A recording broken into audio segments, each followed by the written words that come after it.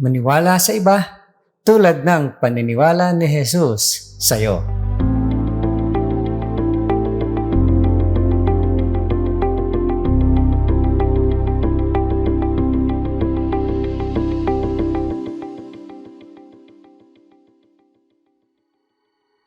Kamusta po kayo? Pastor Arnold po. Nais ko pong ibahagi ang believe in others like Jesus believes in you. Si Jesus ay naniniwala sa iyo. Maraming patunay sa Biblia.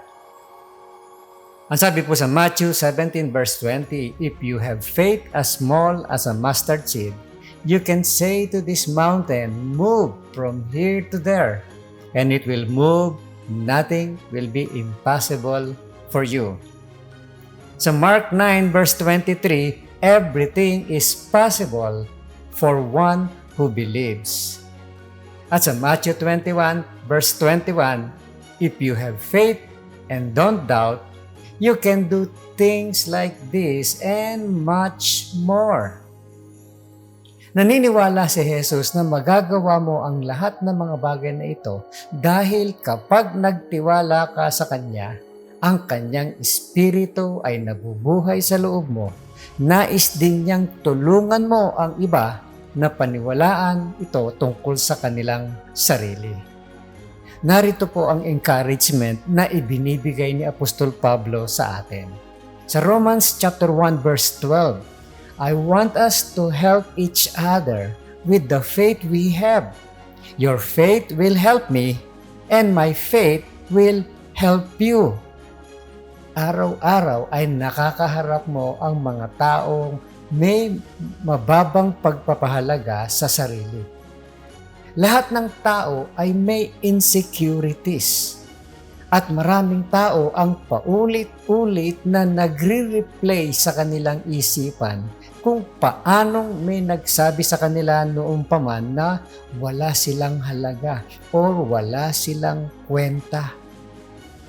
Paano mababawi ng mga tao ang sumpang iyon? Matutulungan mo silang magsimulang maniwala sa sinasabi ni Jesus tungkol sa kanila sa halip na maniwala sa sinasabi ng ibang tao.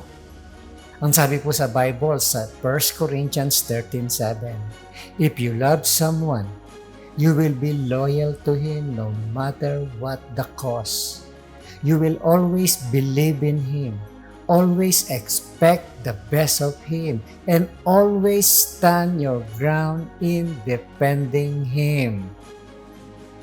Yan ang nais ng Diyos na gawin mo.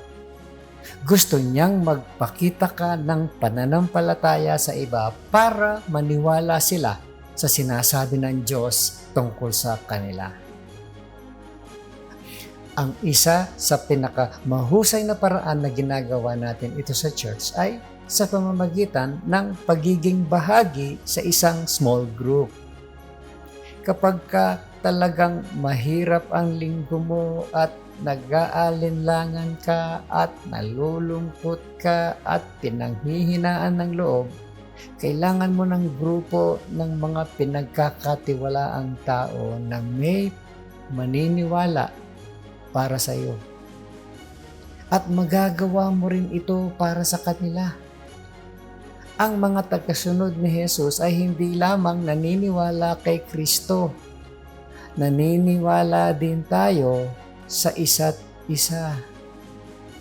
Ang iyong pananampalataya ay maaring makatulong sa pagpapalago ng pananampalataya ng iba habang naniniwala ka sa kanila tulad ng paniniwala ni Jesus sa iyo. Think about this, my friend. Anong mga insecurities ang pipigil sa iyo na maniwala sa iyong sarili tulad ng paniniwala ni Jesus sa iyo? Or what insecurities have kept you from believing in yourself like Jesus believes in you? Ano daw yung mga insecurities na yon na humahadlang na maniwala tayo sa ating sarili tulad ng paniniwala ni Jesus sa iyo? Think about that.